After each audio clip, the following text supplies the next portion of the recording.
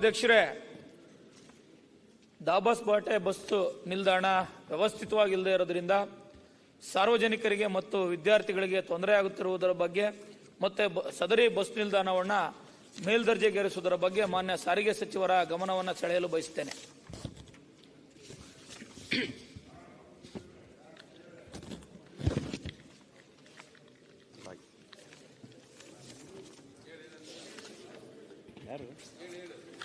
ಆಯ್ತು, ಉತ್ತರ ಅವ್ರು ಮಾತಾಡಲಿ ಸಭಾಧ್ಯಕ್ಷರೇ. ಓಕೆ, ಉತ್ತರ ಕೊಟ್ಟಿದ್ದಾರೆ. ಅದಕ್ಕೆ ಬೇರೆ ಏನಾದ್ರು ಹೇಳಿ ವಿಚಾರ. ಮಾನ್ಯ ಸಭಾಧ್ಯಕ್ಷರೇ, ಬಸ್ ಸ್ಟ್ಯಾಂಡ್ ಆಗಬೇಕು ಅಂತ ಕೇಳ್ತಾ ಇದ್ದಾರೆ. ಅದು ಬಹಳ ಚಿಕ್ಕ ಜಾಗ. ಅದಕ್ಕೆ ಆ ಚಿಕ್ಕ ಜಾಗಕ್ಕೆ ತಕ್ಕನಾಗೆ ನಾವು ನಮ್ಮ BMTCಯಿಂದ ಪ್ಲಾನ್ ಮಾಡಿದ್ವಿ. ಈಗ ಶಾಸಕರು ಏನು ಮಾಡ್ತಾ ಇದ್ದಾರೆ, ಹಿಂದ್ಗಡೆ ಯಾವುದೋ ಪಂಚಾಯತ್ ಆಫೀಸ್ ಇದೆ, ಆಫೀಸ್ನ ಶಿಫ್ಟ್ ಮಾಡಿಸ್ಬಿಟ್ಟು ಇನ್ನೂ ದೊಡ್ಡದಾಗಿ ಜಾಗ ಕೊಡ್ತೀವಿ ಅಂತ ಹೇಳ್ತಾ ಇದ್ದಾರೆ. ಜಾಗ ಕೊಟ್ಟರೆ ಮಾಡಿಕೊಡ್ತೀನಿ ಅಂತ ನಾನು ಅವರಿಗೆ ಈ ಸಂದರ್ಭದಲ್ಲಿ ಹೇಳೋಕೆ ಇಚ್ಛೆಪಡ್ತೀನಿ. ಮಾನ್ಯ ಸಭಾಧ್ಯಕ್ಷರೇ, ಸಚಿವರು ಕೈಲಿ ಅಧಿಕಾರಿಗಳು ಇಂಜಿನಿಯರ್ಸ್ ಅವರು ಉತ್ತರವನ್ನ ಒದಗಿಸಿರ್ತಾರೆ. ಆದ್ರೆ ಅದು ಬಿಟ್ಟು ಅವರು ಒದಗಿಸಿದ್ದಾರೆ, ಇವರು ಒದಗಿಸಿದ್ದಾರೆ ಅಂತೇಳಿ ಅಧಿಕಾರಿಗಳು ಏನು ಉತ್ತರ ಕೊಟ್ಟಿರ್ತಾರೆ ಅದನ್ನ ಸಚಿವರು ಕೊಟ್ಟಿರ್ತಾರೆ. ವಾಸ್ತವ ಪರಿಸ್ಥಿತಿನ ಹೇಳ್ಬೇಕಲ್ಲ ಸನ್ಮಾನ್ಯ ಸಭಾಧ್ಯಕ್ಷರೇ. ಈ ಹಾಲಿಗೆ ಬಂದ ಎಮ್ಮೆ ರೇಟ್ ಯಾಕೆ ಈಗ ಮುಂದುವರಿಸಿ. ಈಗ ಮಾನ್ಯ ಸಭಾಧ್ಯಕ್ಷರೇ, ಸರ್ಕಾರ ಕೊಟ್ಟಿರ್ತಕ್ಕಂಥ ಉತ್ತರದ ಪ್ರಕಾರ ಆದ್ರೆ ಅಲ್ಲಿನ ವಾಸ್ತವದ ಪರಿಸ್ಥಿತಿ ಬಹಳ ವಿಭಿನ್ನವಾಗೈತೆ ಅಧ್ಯಕ್ಷರೇ. ನಾನೇ ಸಹ ಸಾರ್ವಜನಿಕರು ನನಗೆ ಆ ಬಸ್ ನಿಲ್ದಾಣದ ಕಾಮಗಾರಿ ಏನು 2021-22ನೇ ಸಾಲಿನ ಅಲ್ಲಿ ಅನುಮೋದನೆ ಆಗಿ ಪ್ರಾರಂಭ ಆಗಿತ್ತು.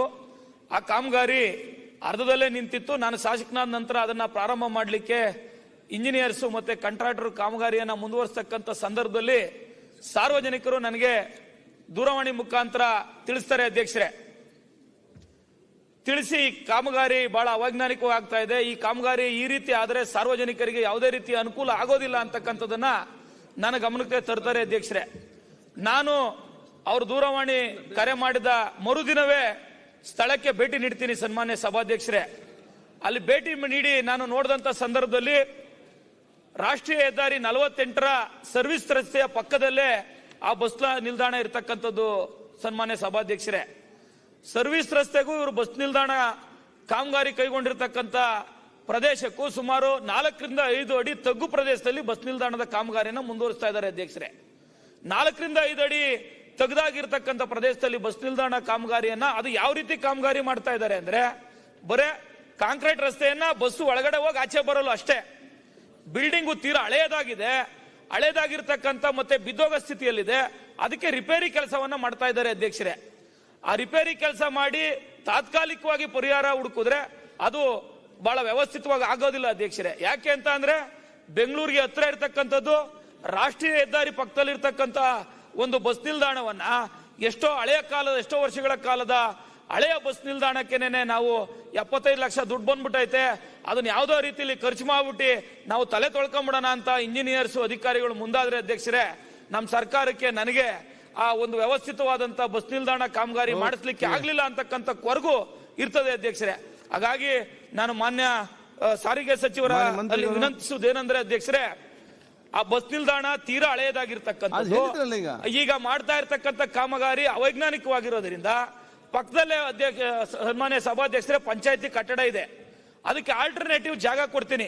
ನಾನು ಅಲ್ಲ ಸ್ಥಳೀಯ ಮುಖಂಡರ ಜೊತೆ ಪಂಚಾಯತಿ ಸದಸ್ಯರು ಅಧ್ಯಕ್ಷರ ಜೊತೆ ಚರ್ಚೆ ಮಾಡಿ ಆ ಪಂಚಾಯತಿ ಕಟ್ಟಡವನ್ನ ಬೇರೆ ನಾನು ಬದಲಿ ನಿವೇಶನವನ್ನ ಕೊಟ್ಟು ಈ ಸಾರಿಗೆ ಇಲಾಖೆಗೆ ಆ ಕಟ್ಟಡವನ್ನ ಜಾಗವನ್ನ ಬಿಡ್ಕೊಡ್ತಕ್ಕಂಥ ಕೆಲಸವನ್ನ ಮಾಡ್ತೀನಿ ಅಧ್ಯಕ್ಷರೇ.